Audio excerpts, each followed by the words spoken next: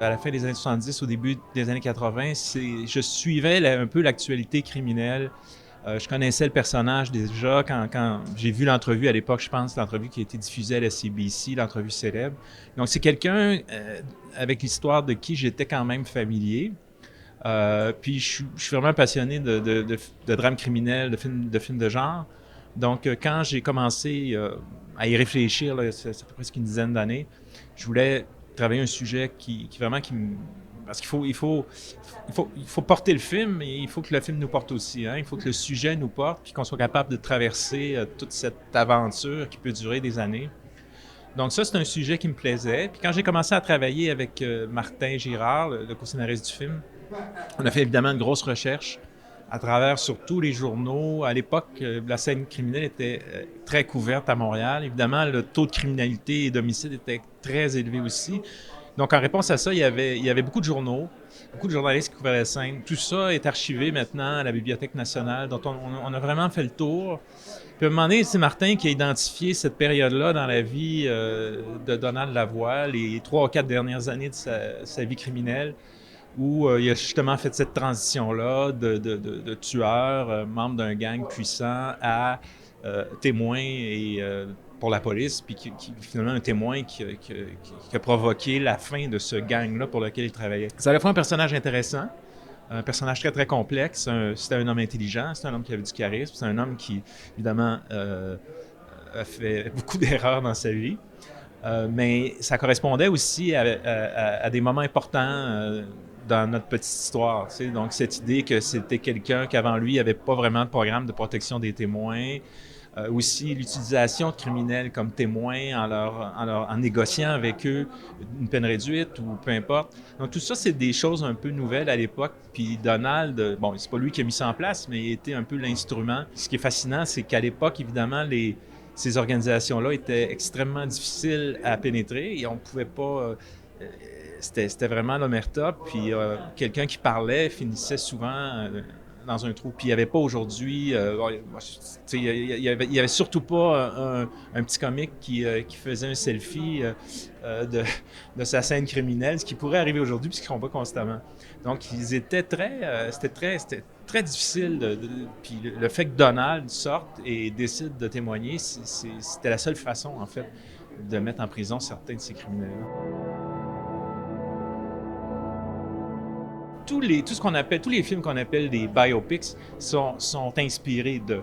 Donc, quand tu écris un scénario, il faut que tu prennes des libertés dramatiques avec l'histoire. C'est nécessaire.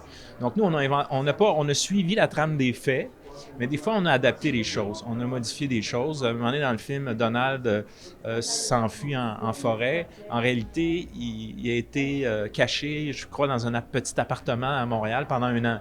Donc, dramatiquement, pour nous, ça a été un choix de modifier cet épisode-là pour faire quelque chose, une séance plus cinématographique où il est dans la forêt puis il se questionne sur ses agissements.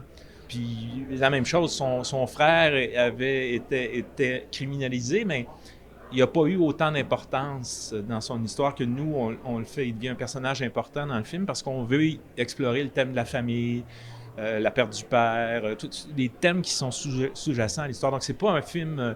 ce qui nous intéressait, c'était le personnage, puis d'essayer de trouver la vérité de ce gars-là sans l'avoir rencontré, mais à partir d'entrevues de gens qui l'ont connu.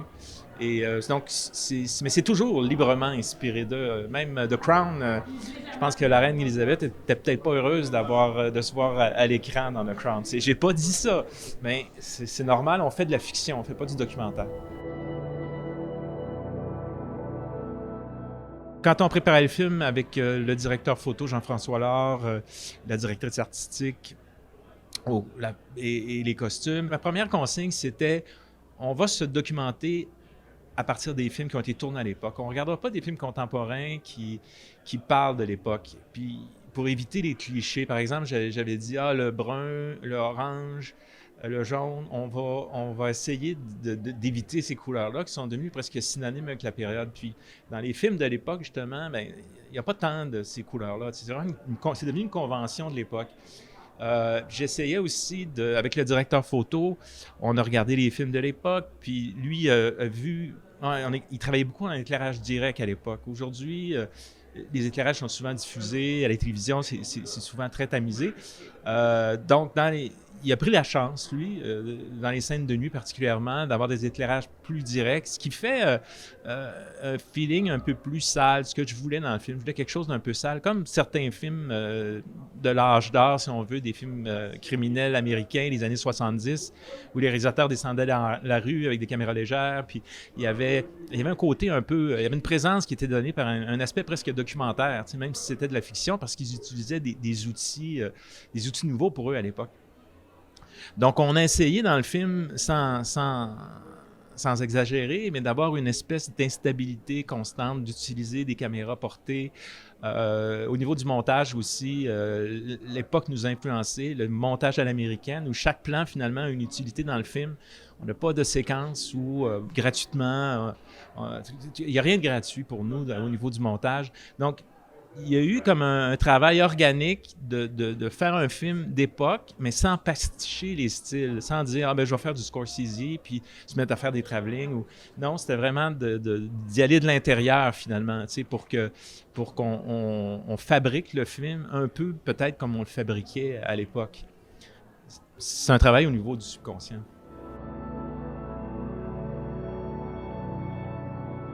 Bien, disons que ce personnage-là, c'est un personnage complètement inventé.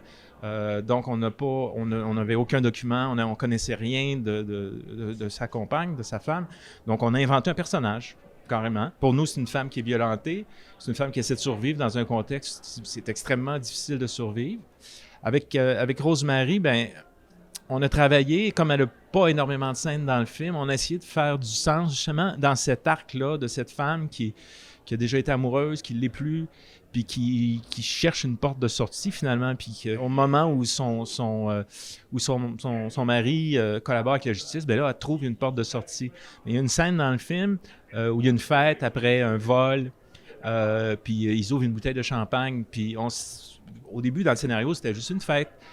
Puis sur le plateau, avec Rosemary, OK, mais comment elle se sent ce soir-là? Ben, peut-être qu'elle n'est pas heureuse dans le fond, qu'elle se pose des questions. Puis c'est là qu'on a créé ce moment, au début, où on la voit un peu perdue dans ses pensées. Il n'y a pas un mot, il n'y a rien qui est prononcé, il n'y a pas de dialogue, mais ce moment-là qu'elle, finalement, a un peu imaginé, tout d'un coup, nous donne une indication de son état, puis ce qui va mener plus tard, finalement, à partir, tu sais. C'est un travail... moi, j'aime bien que les comédiens investissent dans le rôle beaucoup.